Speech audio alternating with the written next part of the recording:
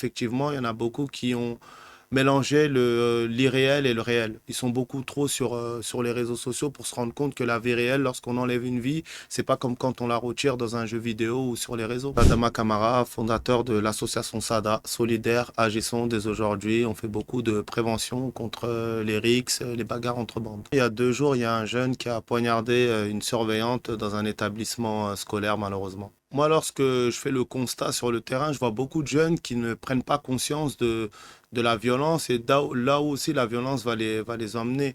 Parfois, moi, je fais beaucoup de mise en situation et quand on arrive à une bagarre où des jeunes me disent clairement, ben, je peux utiliser un couteau pour planter ou autre, de là, je me dis, est-ce qu'ils prennent conscience qu'ils sont en train de retirer une vie?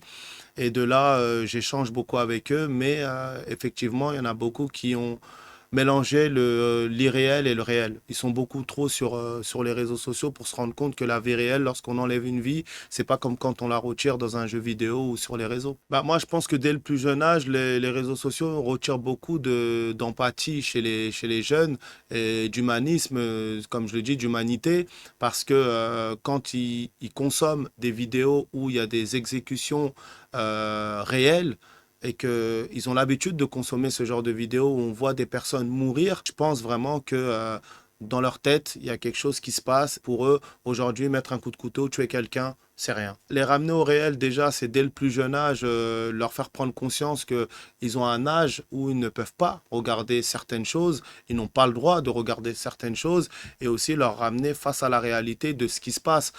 C'est pour ça qu'aujourd'hui, il y a beaucoup de témoignages de familles de victimes qui ont perdu un proche pour que les jeunes puissent se rendre compte, regarder les dégâts de ce que votre acte ou votre geste peut causer chez des familles.